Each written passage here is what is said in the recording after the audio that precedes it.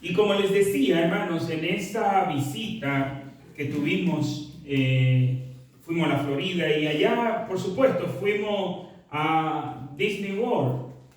Y en Disney World visitamos uno de los, no sé cómo llamarle, de los juegos. Y en ese juego, la narradora quien nos iba hablando nos hablaba de la historia de la humanidad como en algunos 5 minutos sería que duraba aquello. No creo que pasara quizá de 10 minutos. Y el enfoque principal de ese juego era que nosotros sembramos, nosotros construimos nuestro futuro en el presente. Y eso me dejó pensando bastante. No porque no hubiera tenido esa reflexión antes, no porque a partir de ahí me diera cuenta de eso, no, eso lo sabía y eso es lo que siempre uno está consciente, pero me hizo pensar en ese tiempo de cómo construiré mi futuro, el futuro que me queda. Solo Dios sabe el tiempo que me queda por delante. Y también quisiera compartir con ustedes en este día cómo nosotros construiremos el futuro que queremos tener. ¿Por qué? Porque somos nosotros, claro, reconociendo la presencia de Dios en nuestras vidas. Conforme a esta narradora, ella analizaba la historia, o quien analizó para hacer este comentario, analizó la historia y veía a los seres humanos en el pasado construyendo el futuro que tenemos hoy en día. Es interesante y llega a mi mente de que vemos cómo hoy en día esta generación, esta cultura se considera como el que ha construido lo que tenemos hoy en el presente. Y lo cierto es que lo que tenemos hoy en el presente se lo debemos al pasado. Nosotros construiremos el futuro de las generaciones que vienen. Debemos estar agradecidos por los que nos antecedieron. Pero nosotros como cristianos sabemos que hay 3 libros que Dios ha escrito. El primer libro que Dios ha escrito es la naturaleza. La Biblia nos dice que los cielos cuentan la gloria de Dios y el firmamento anuncia la obra de sus manos. La naturaleza, la creación, el universo nos habla de Dios. El segundo libro que Dios ha escrito, y para mí el más completo, pues el que tiene la revelación más completa de Dios, es la Biblia. Dios se nos ha revelado a través de las Escrituras de una manera bastante amplia, siendo su máxima revelación, claro está, Jesucristo. Jesucristo es la máxima revelación de Dios. Pero también hay un tercer libro y es la historia. A través de la historia también sabemos que toda la historia está en manos de Dios y que Dios ha escrito la historia. La historia no es asunto de casualidad, la historia no es asunto de reinos que suben, reinos que van, imperios que suben, imperios que van, gobiernos que llegan, gobiernos que se van. No, la historia es escrita por Dios. Y ustedes recordarán, mis hermanos, cómo en el caso del libro de Daniel, vemos cómo Dios le revela a Nabucodonosor y luego al mismo Daniel las generaciones subsiguientes, cómo pasarían los reinos. Pero no solo eso, sino que también en el Apocalipsis Dios nos revela parte. El futuro le pertenece al Señor, pero a través de estos libros vemos que así como Dios mostró su poder, mostró su poderío, su conocimiento, su omnisciencia en el pasado, sabemos que en el presente Dios sigue dirigiendo la historia. Estamos conscientes de eso. Pero también hay una parte que depende de nosotros. Hay una parte que está en nuestra responsabilidad. Hay una parte que Dios ha puesto en nuestras manos. Y esa parte es que usted cosecha lo que usted siembra. Usted es el constructor de su futuro, pero también usted fue el constructor de su presente. A grado tal de que nosotros debemos analizar nuestras decisiones, reflexionar en nuestras decisiones para ver cómo estuvimos construyendo y cómo continuaremos construyendo, cómo estuvimos sembrando lo que hoy estamos cosechando y qué sembraremos para los años venideros, porque en el momento presente es el tiempo de nosotros sembrar. Dentro de las bendiciones que Dios le ha dado al ser humano, el medir el tiempo es una de esas bendiciones.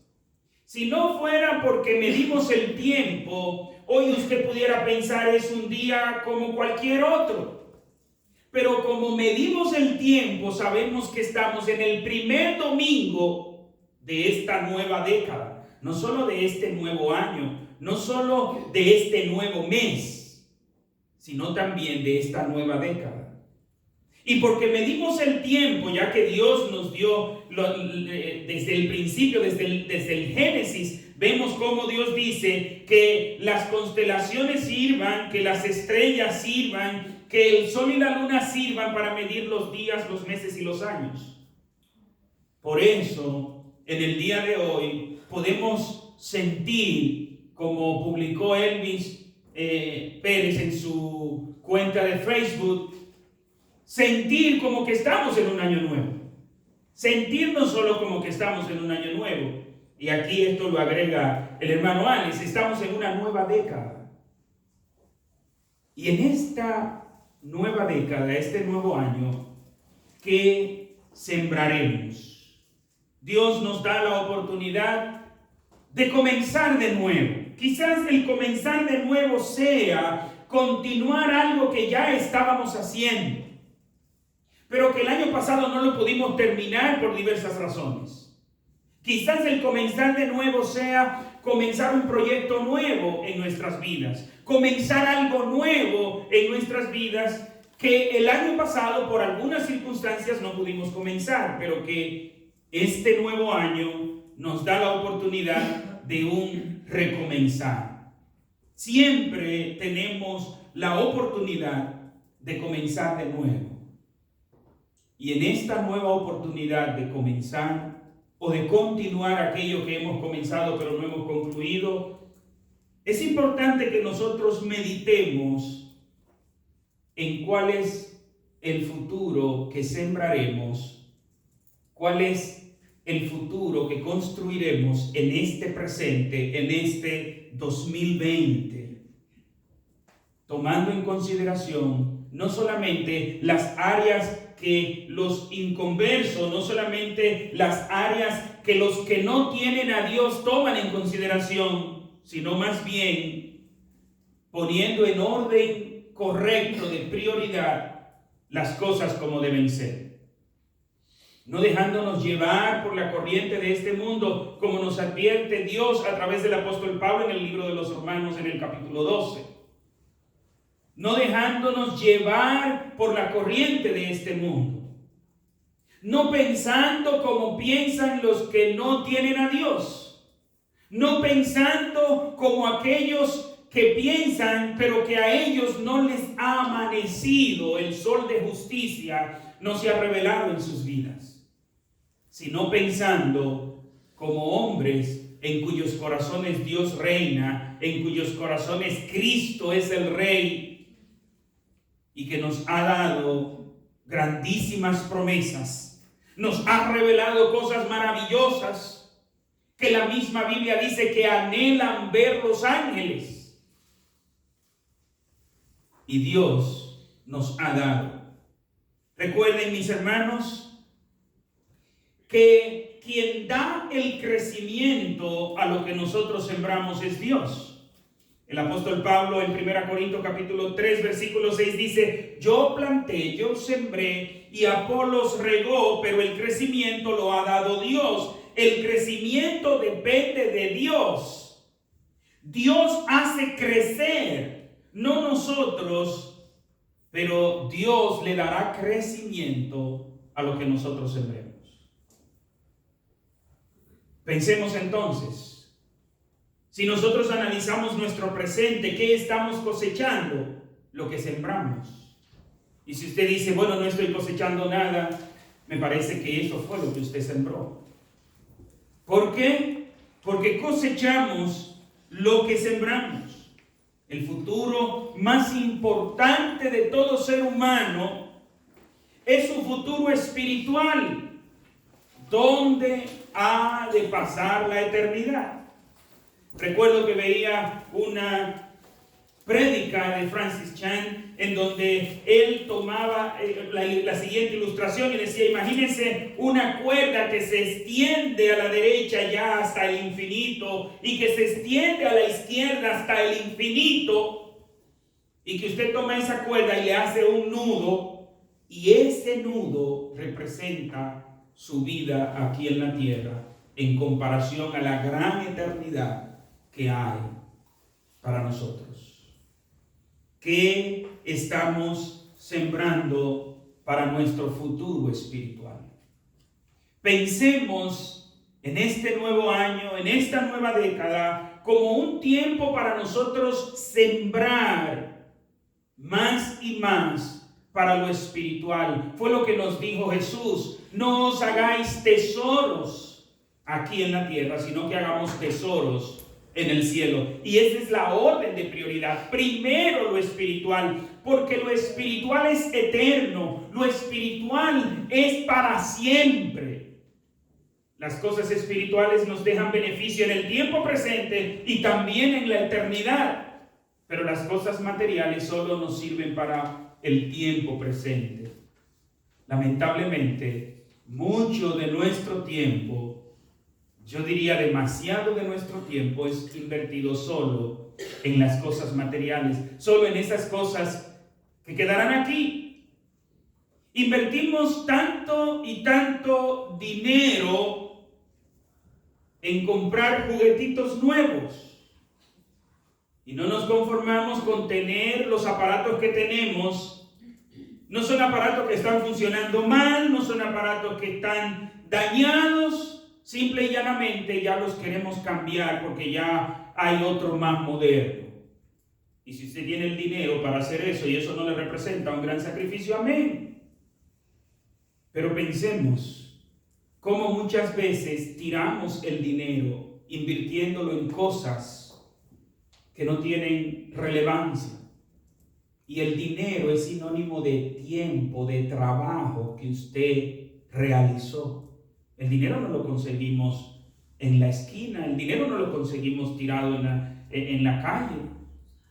Representa trabajo, esfuerzo, y a veces lo dedicamos de manera ligera a cosas que son superfluas, que son no importantes.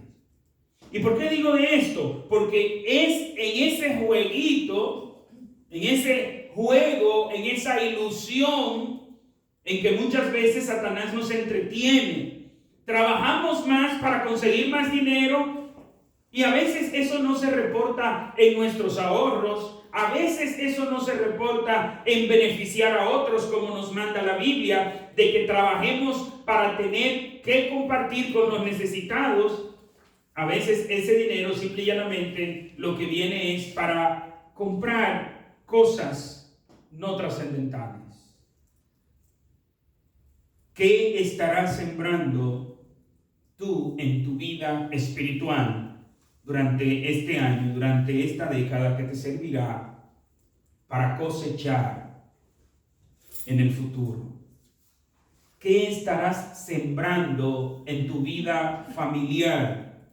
Este es otro de los desenfoques que el mundo tiene y que Dios nos manda a que no debemos amoldarnos, no debemos tomar la forma del mundo, sino que debemos transformar nuestro entendimiento a través de una renovación espiritual, entendiendo la palabra de Dios, conociendo la palabra de Dios.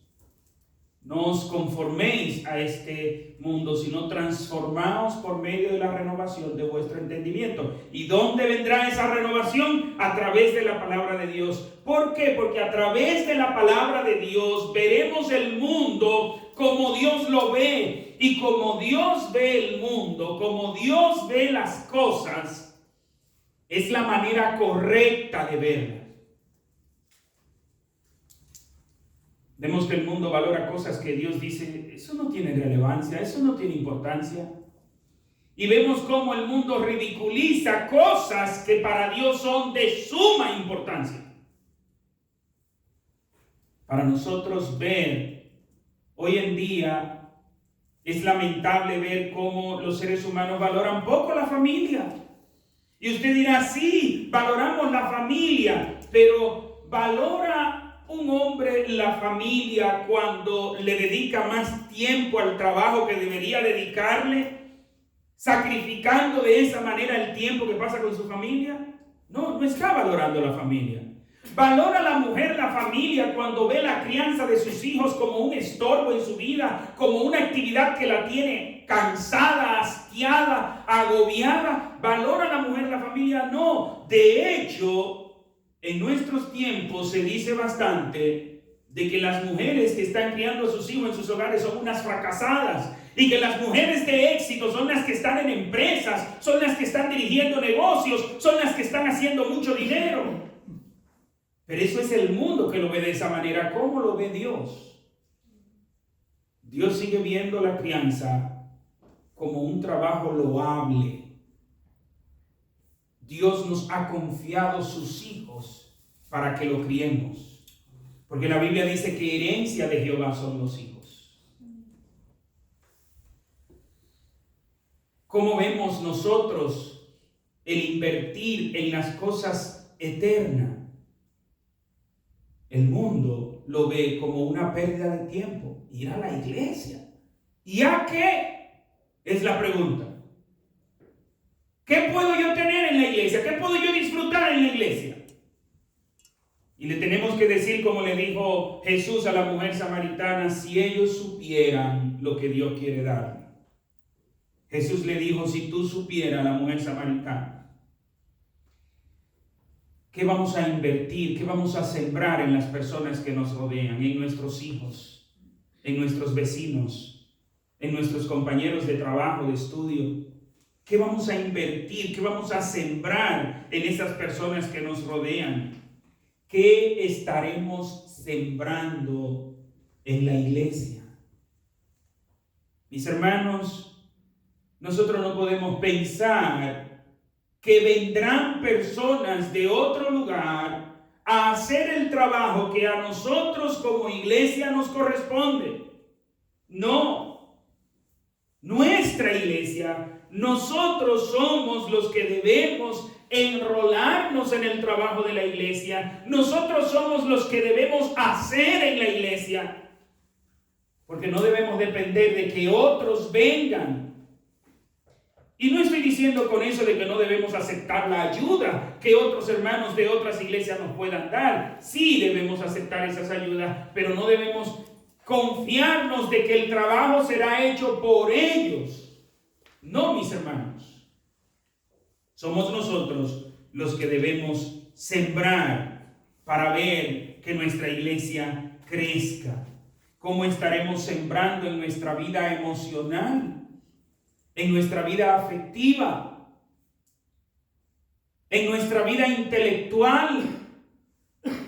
¿Qué estaremos sembrando durante todo este año? Porque Dios dará crecimiento a aquello que estemos sembrando durante todo este año. ¿Cuáles son las semillas o las cosechas, que estás teniendo? ¿Cuáles son las cosechas que vas a tener?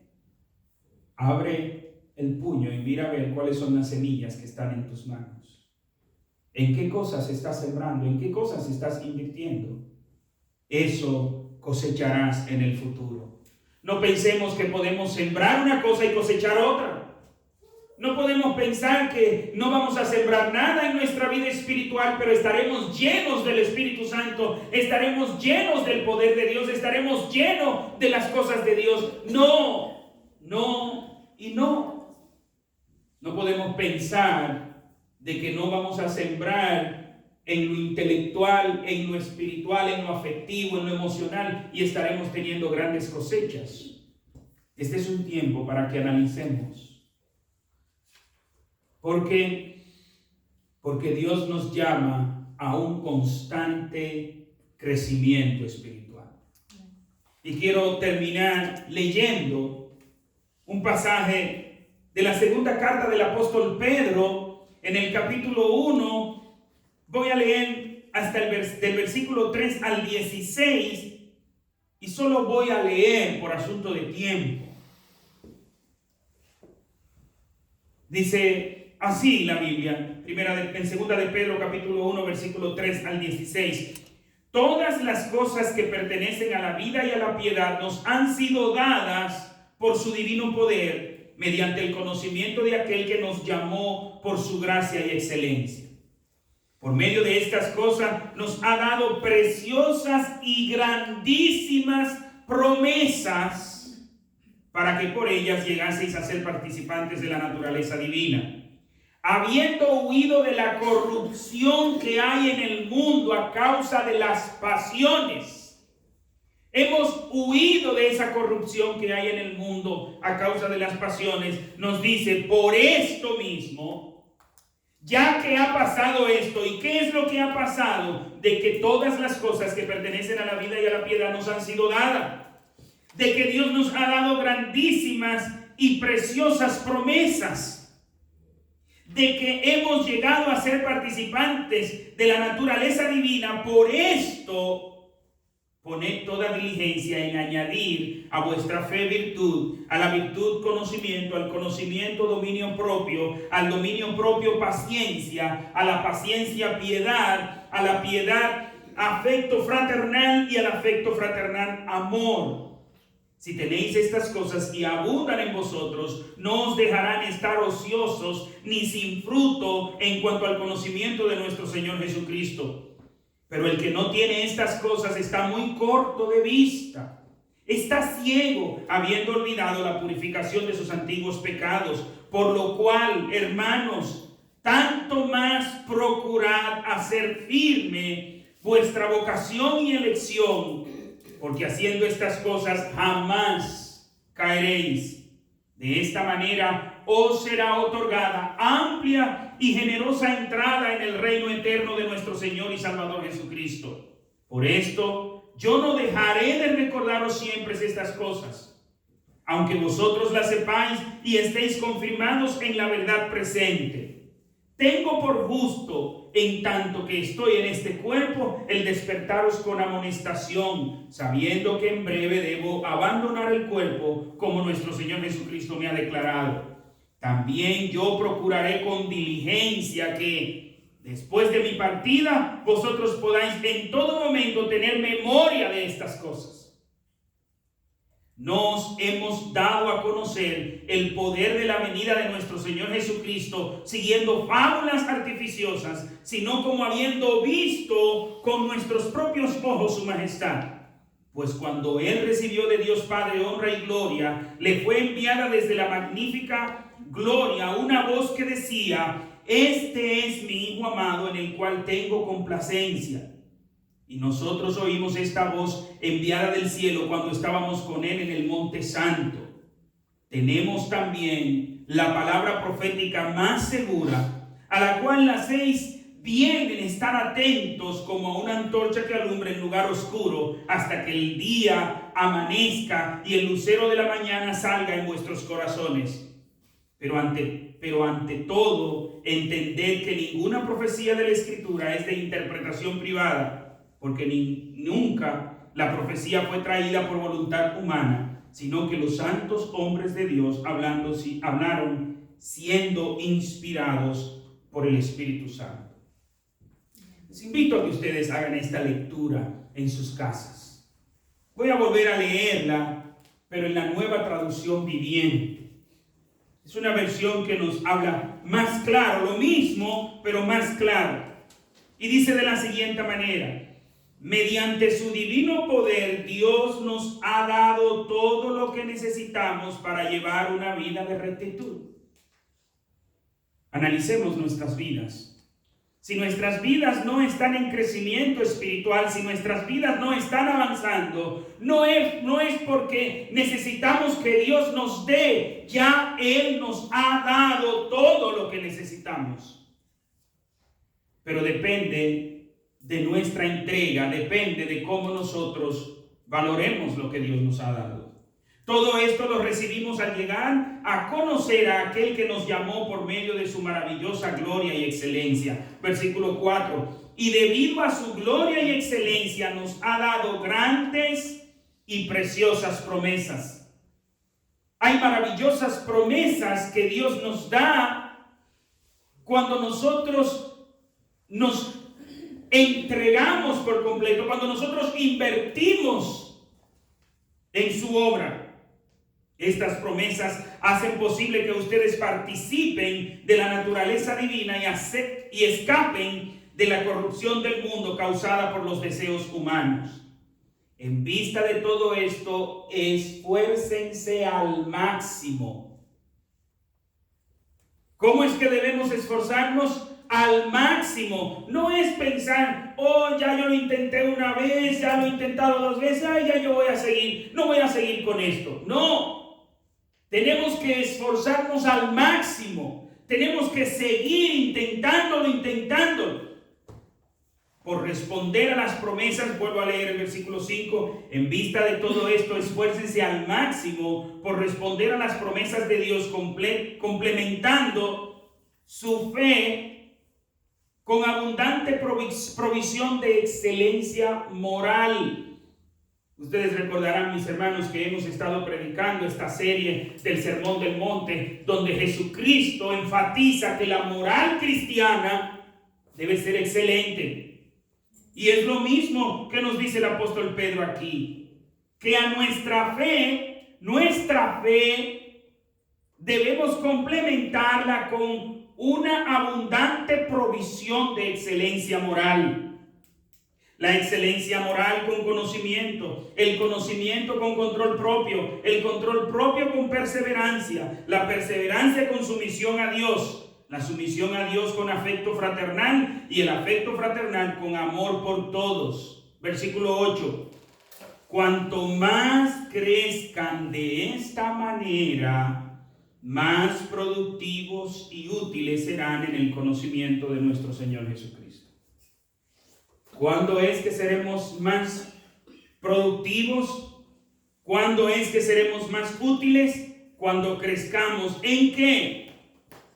En crecimiento en nuestra fe, crecimiento en nuestra excelencia moral, crecimiento en nuestro conocimiento, crecimiento en nuestro dominio propio, en nuestro control propio, crecimiento en la perseverancia, crecimiento en la sumisión a Dios, crecimiento en el afecto fraternal y crecimiento en nuestro amor para con todos.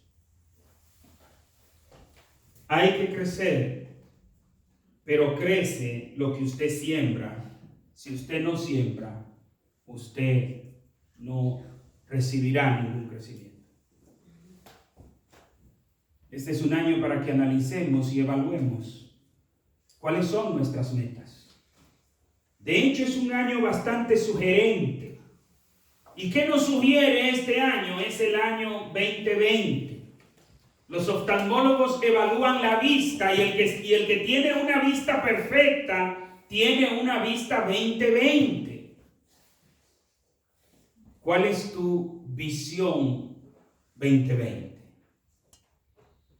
¿Cuál es tu visión para este 2020?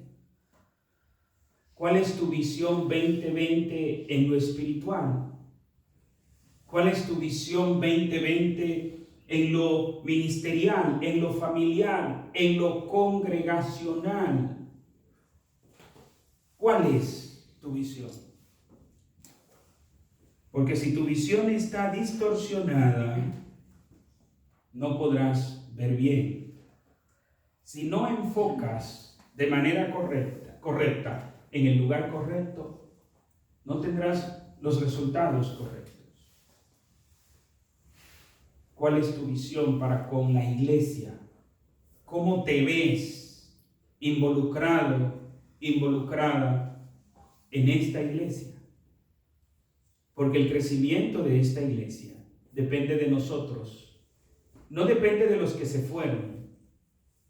Depende de nosotros. No depende de los que nos visitarán. Depende de nosotros. Frecuentemente escucho a algunos hermanos decirme: oh, pastor, estaba en una iglesia y vi que hacían tal cosa. ¿Y por qué nosotros no hacemos eso?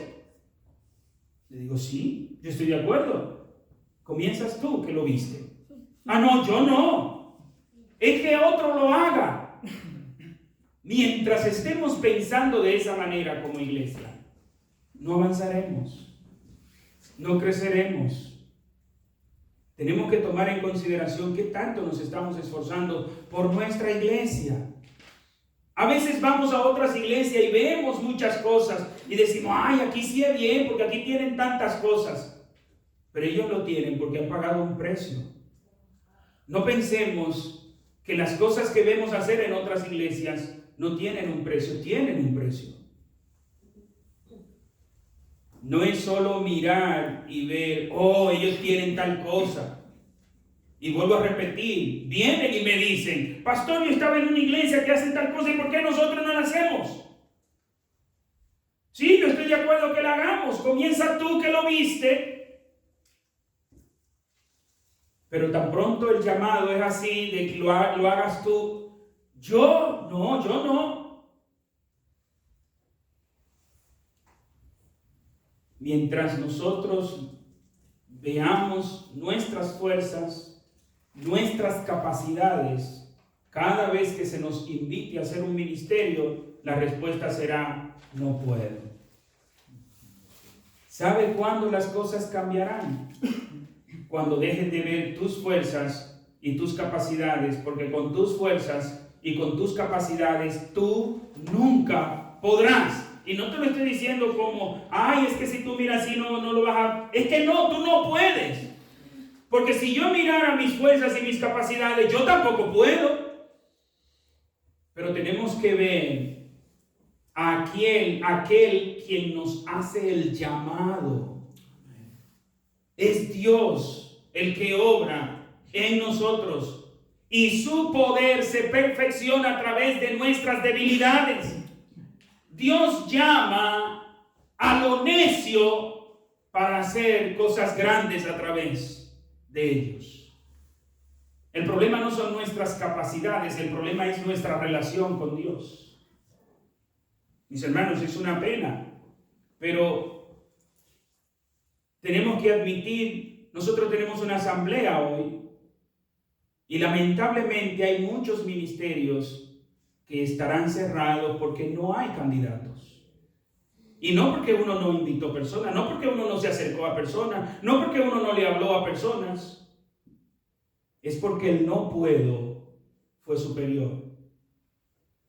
¿Cuántas personas que uno convocó, les dijo, pero se enfocaron en que no puedo?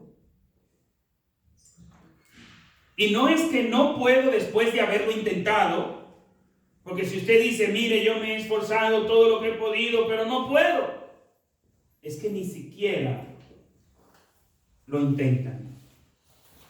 Quiero terminar leyendo en Génesis capítulo 26, versículo 12. Isaac, en medio de las adversidades, estuvo en la disposición de creerle a Dios, y aunque había tenido muchos conflictos, decidió creerle a Dios y por eso sembró la tierra. Y dice aquí en Génesis capítulo 26, versículo 12: cuando Isaac sembró sus cultivos ese año, cosechó 100 veces más granos del que había plantado, porque el Señor lo bendijo. Leí de la Nueva Traducción Viviente. ¿Por qué él cosechó 100 veces lo que había plantado? Porque el Señor lo bendijo. pero el Señor lo bendijo en lo que él sembró. Si él no hubiera sembrado, él no hubiera cosechado. ¿Y era que las condiciones estaban plenamente favorables para él? No. Había comenzado a recibir un conjunto de ataques en el lugar donde estaba, pero confió en Dios y sembró. Ese es el llamado, mis hermanos, que como pastor de esta iglesia les hago. Confiemos en Dios, pero sembremos. Hay un trabajo que no es Dios que lo va a hacer. Hay un trabajo que no son los ángeles que los van a hacer. Hay un trabajo que lo debemos hacer nosotros porque es lo que Dios nos ha comisionado. Y Dios prosperará lo que nosotros sembremos. Dios le dará crecimiento a lo que nosotros sembremos. Pero tenemos que sembrar. Nosotros tenemos que integrarnos. Oremos. Padre, gracias una vez más te damos, Señor.